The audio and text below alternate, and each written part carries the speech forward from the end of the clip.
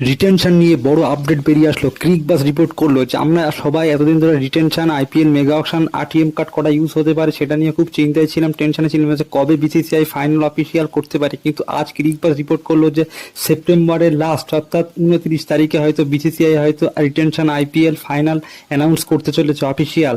আর একটা good news যে ধোনি ফ্যানদের জন্য, সিএসকে ধোনি ফ্যানদের জন্য একটা গুড নিউজ যে ধোনিকে তারা রিটেন করতে চলেছে সিএসকে।